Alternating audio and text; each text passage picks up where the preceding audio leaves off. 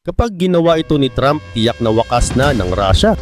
US President Donald Trump says his Russian counterpart Vladimir Putin has told him very strongly that Moscow would respond to Ukraine's audacious drone attack.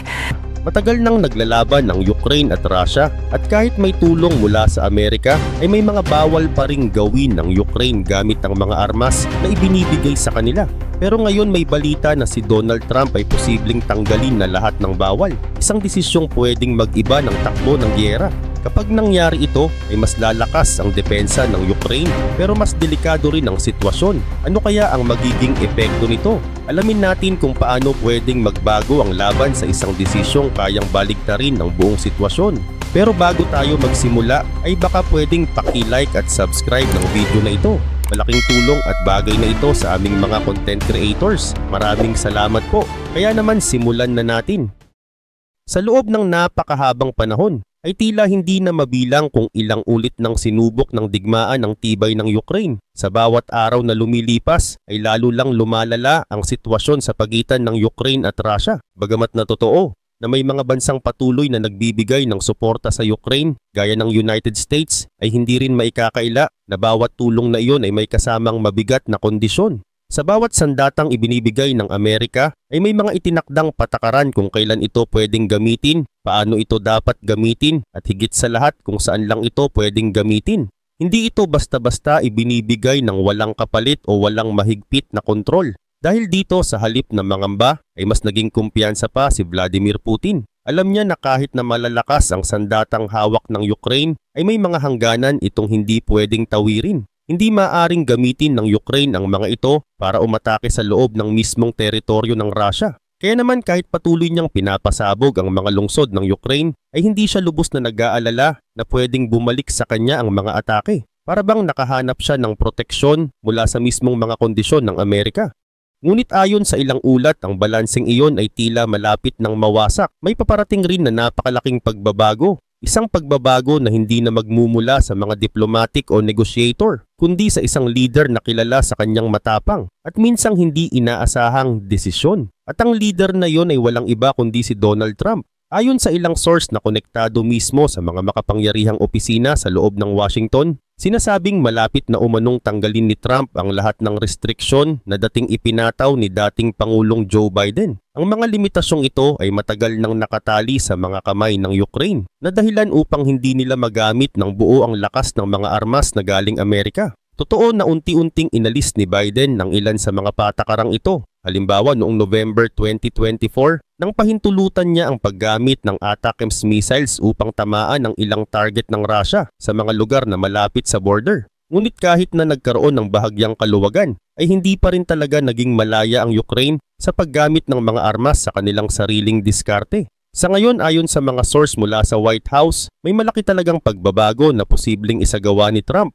Noong May 27 ay iniulat ng Kyiv Post na dalawang mataas na opisyal mula mismo sa loob ng gobyerno ng Amerika ang nagsabing nire-review na ni Trump ang lahat ng dating bawal. Isa sa kanila ang nagbanggit lahat ng dating ipinataw na limitasyon. Kahit na yung mga unti-unti nang binawasan noon ay muling pinag-aaralan ngayon. Dahil sa paniniwala ni President Trump na ang mga limitasyong ito ay hindi nakakatulong para mapilit ang Russia na makipag-usap sa maayos na paraan. Bagamat hindi pa inilalabas sa publiko ang buong plano, ay may isang mahalagang pahiwatig na lumabas na maaring magbigay linaw sa posibleng direksyon na tatahakin ni Trump. Ito ay may kinalaman sa naging pahayag ni German Chancellor Friedrich Merz 2 araw bago pa lumabas ang ulat mula sa White House. Ayon sa ulat noong May 26 ay sinabi ni Merz na napagkasunduan na ng Germany, United States, France at United Kingdom na tuluyan ng tanggalin ang lahat ng limitasyon sa paggamit ng mga long-range weapons na ibinibigay nila sa Ukraine. Ang ibig sabihin nito ay pwede nang gamitin ng Ukraine ang mga makabagong armas para tumarget sa mga military base ng Russia kahit pa ito ay nasa mismong loob ng bansa ni Putin. Ayon mismo kay Merz, noon hindi ito pwede pero ngayon pwede na. Samantala kung susuriin natin ito ng mabuti ay makikita nating hindi na pinipigilan ngayon ang Ukraine na ipagtanggol ang sarili sa mas agresibong paraan. Hindi na lang ito basta-bastang pagtanggap ng depensa. Ito rin ay malinaw na pahintulot na umatake. Gayun din naman ay may posibilidad rin ngayon na payagan ni Trump ang Ukraine na gamitin pa ang iba pang mga makapangyarihang armas mula sa Amerika tulad ng mga F-16 jet fighters at Bradley fighting vehicles. At hindi lang basta gamitin sa mga lugar na sinakop ng Russia, kundi gamitin sa mismong loob ng Russia. Sa kasalukuyan ay may limitasyon pa rin kung saan pwedeng gamitin ang mga ganitong sandata. Karaniwan ginagamit lang ang mga ito sa mga lugar na kontrolado ng Russia sa loob ng Ukraine o sa mga lugar na malapit lang sa border. Ngunit kung aalisin na ang mga patakarang ito at payagan ng gamitin ang mga ito sa mismong teritoryo ng kalaban, ito ay isang napakalaking pagbabago sa tindig ng Amerika. Isang pagbabago na maaring maging hudyat ng mas matinding banggaan. At kung mangyari ito, ay malinaw na si Trump ay hindi na natatakot sa posibilidad ng paglala ng tensyon. Kaugnay pa nito ayon pa rin sa ulat ng Kyiv Post, ang dahilan daw ay dahil sawa na raw si Trump sa paulit-ulit na pagtanggi ni Putin sa mga alok na pansamantalang tigil putukan. Noong March ay may isang pagkakataon sana na magsimula ng seryosong negosasyon. Naganap ang isang pag-uusap sa Saudi Arabia sa pagitan ng mga kinatawan ni Trump at ng Ukraine. At mula sa usapang iyon ay nabuo ang panukala para sa isang 30-day ceasefire. Ang plano ay gamitin ang isang buwang tigil putukan para buksan ang pinto sa mas malalim na pag-uusap para hanapin ang mas matagal na kapayapaan, pero hindi pumayag si Putin. Samantala, ang isang malinaw na halimbawa ng paulit-ulit na panlilinlang ni Putin ay nang sabihin niyang magkakaroon daw ng pansamantalang tigil putukan tuwing Easter weekend. Pero sa halip na tumupad ay agad itong binasura ng Russia kahit hindi pa man lumilipas ang isang araw.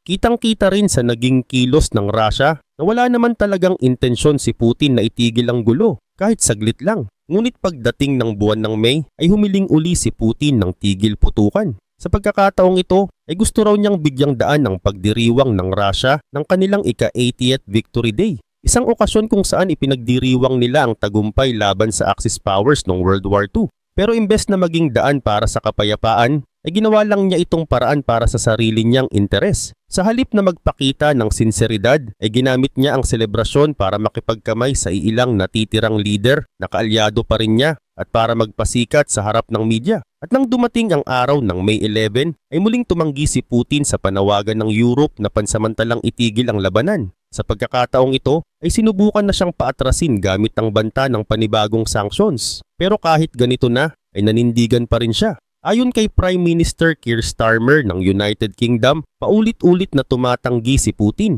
Kaya malinaw ang posisyon namin. Kaming 5 na narito at lahat ng leader mula sa mga bansang kaalyado ay nagsusulong ng isang unconditional ceasefire. Hindi namin tinatanggap ang anumang kondisyon mula kay Putin. At kung patuloy niyang tatanggihan ang kapayapaan, kami ay kikilos. Kasama si President Trump at iba pa naming kakampi ay palalakasin pa namin ang sanctions at mas dadagdagan pa ang military support para sa Ukraine. Sa katunayan ay hindi lang basta pagtanggi ang ginawa ni Putin.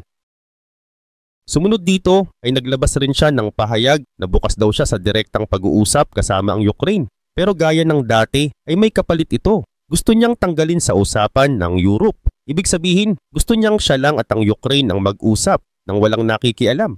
Sa ganitong paraan ay mas madali para sa kanya na idikta ang mga kondisyon. Kondisyon na kung susuriin ay tila may layuning sirain ang kalayaan ng Ukraine bilang isang bansa. Pero hindi nagtagal ay gumawa uli ng hakbang si Trump. Tinawagan niya si Putin para subukang ayusin ang sitwasyon. Ayon kay Trump, naging maganda raw ang kanilang naging pag-uusap. Si Putin naman ay nagsabi na ito raw ay tapat at makabuluhan. Pero sa kabila ng magagandang salita ay wala ring nangyari. Tumanggi pa rin si Putin sa panibagong panukalang ceasefire. Tulad ng dati ay sinasabi pa rin niya na hindi raw magkakaroon ng tunay na kapayapaan hanggat hindi raw tinutugunan ang ugat ng problema. Kung iisipin, ang ibig sabihin nito ay gusto lang talaga ni Putin na sumuko ang Ukraine.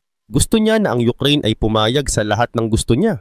Gusto rin niyang alisin ang kakayahan ng bansa na lumaban. Gusto niyang tuluyang bumagsak ito at mapilitang bumalik sa ilalim ng kanyang kontrol. Sa madaling salita, ang kapayapaan na sinasabi ni Putin ay hindi kapayapaan para sa lahat. Dahil isa itong kapayapaang may kabayaran, ang kalayaan ng Ukraine. Sa gitna ng lahat ng ito, si Trump ay unti-unti nang nawawalan ng pasensya. Bago pa siya muling maupo bilang presidente, ay palagi niyang ipinagmamalaki na kaya niyang tapusin ang digmaan sa loob lamang ng 24 hours. Sobra ang kumpiyansa niya noon sa sarili niyang kakayahan na kausapin si Putin. Akala niya Sa sandaling makaupo siya sa pwesto ay kusa nang titigil ang gulo. Akala niya sapat na ang pakikipag-usap para maibalik ang katahimikan. Ang lahat ng ginagawa ni Putin ay puro diskarte at panlilin lang. Ginagawa niya ito hindi para magkaayos, kundi para paikutin ng Amerika at makuha ang gusto niya sa ilalim ng pangakong pansamantalang kapayapaan.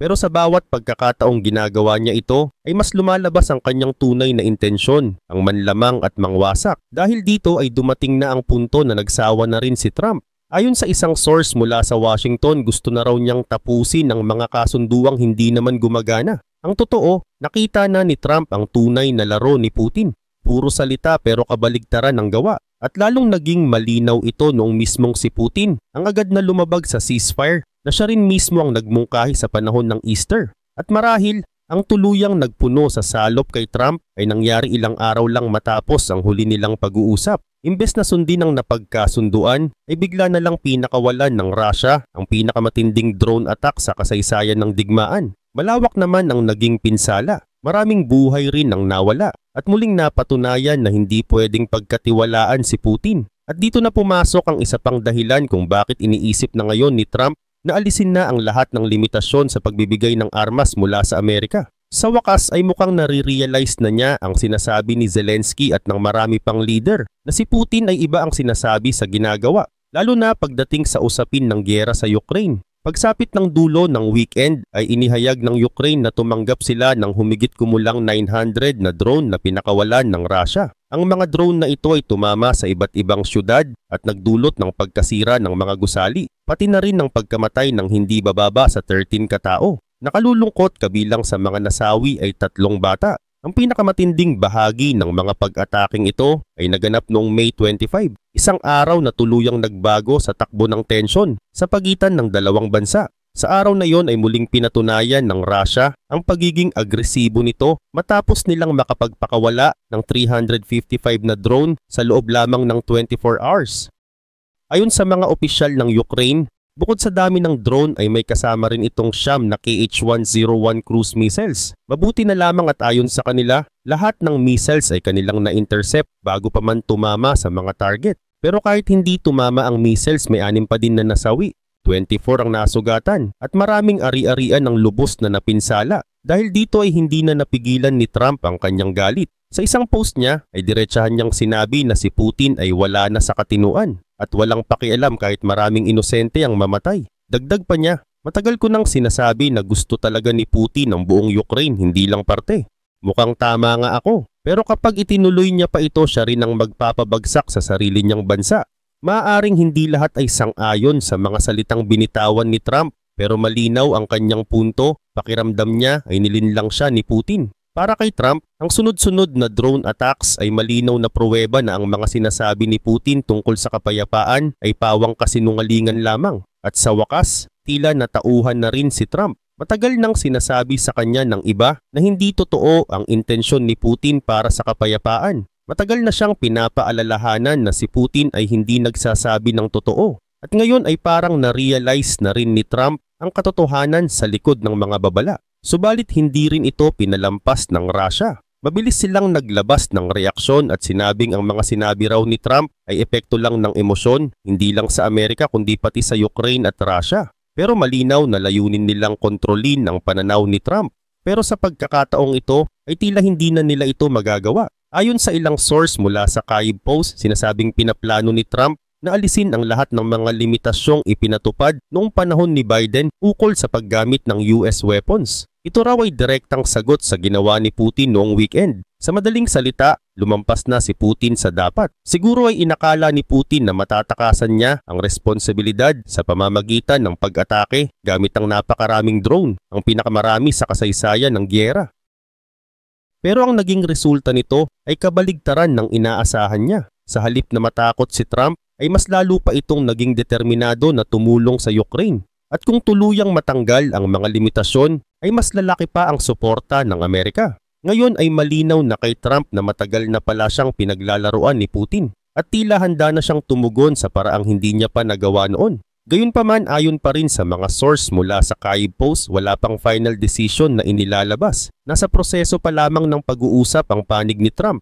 Kaya ngayon ang tanong ay ito, Ano ang magiging susunod na hakbang? May isang bagay na sigurado, may nakatakdang pulong kung saan pag-uusapan ang buong issue. Samantala, lalo pang tumindi ang tensyon nang lumabas ang isang ulat noong May 29 mula sa BBC. Sa ulat na ito ay sinabing binigyan daw ni Trump si Putin ng 2 linggo para gumawa ng hakbang patungo sa kapayapaan. At kung walang mangyari sa loob ng itinakdang panahon, ay tuluyan ng magbabago ang direksyon ng Amerika. Noon ding May 28 ay tinanong si Trump ng mga reporters kung naniniwala ba siyang seryoso si Putin sa pagnanais nitong tapusin ang giyera. Ang sagot niya, hindi ko masasabi ngayon, pero malalaman natin sa loob ng 2 linggo. Oo, 2 linggo. Malalaman natin kung pinaglalaruan lang ba niya tayo. At kung totoo iyon, ibang klaseng tugon na ang gagawin natin.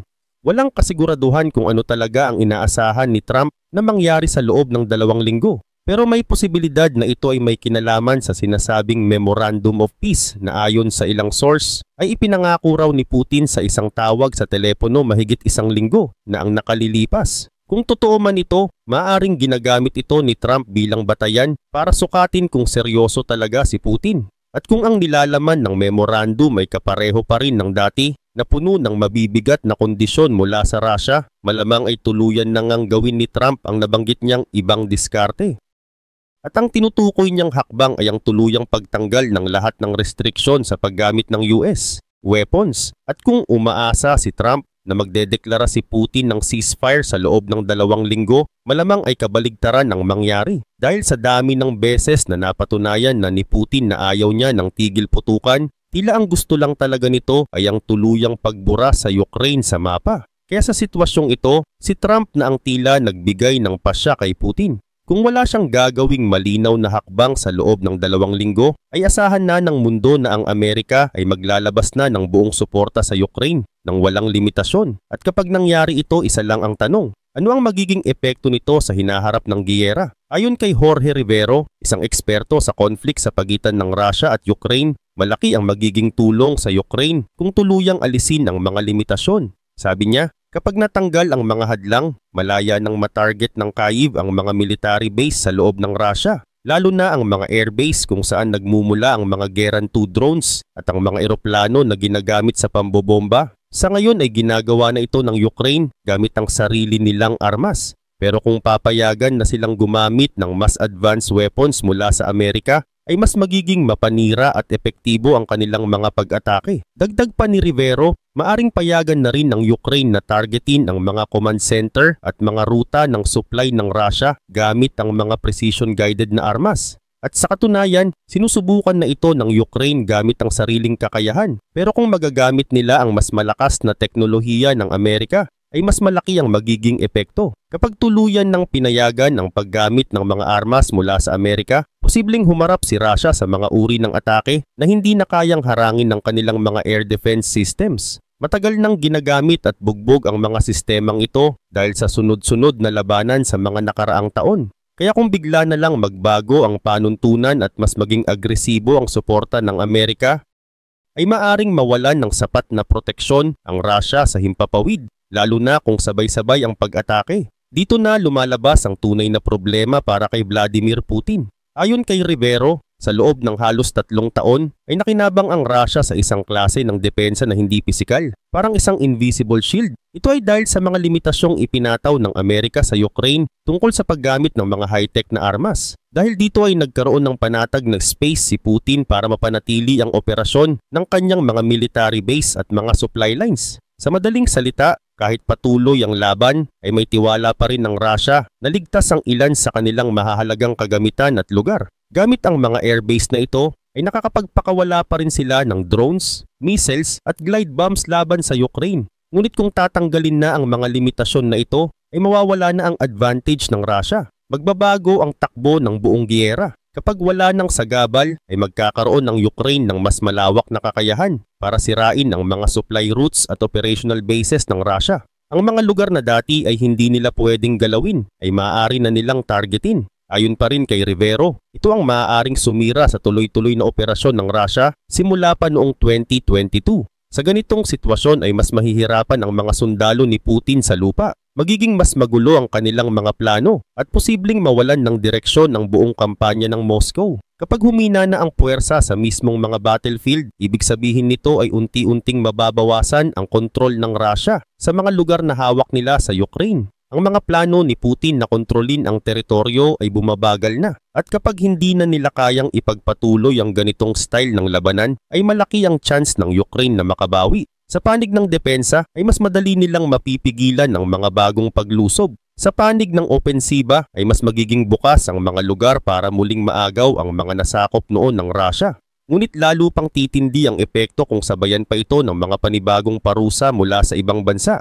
Halimbawa, may panukalang ipatupad ang 500% tariff sa mga produktong langis, gas at uranium mula sa Russia. Kapag nangyari ito ay siguradong babagsak ang ekonomiya nila. Mas mahihirapan silang suportahan ang kanilang militar at mga operasyon. Sa kombinasyon ng malalakas na atake at mabibigat na sanctions ay lalong bibigat ang pasanin ni Putin at unti-unti siyang mapipilitang umatras. Ang lahat ng ito, kung iisipin, ay nagsimula sa isang desisyon. Tumanggi si Putin na sumang-ayon sa ceasefire na inalok ni Trump.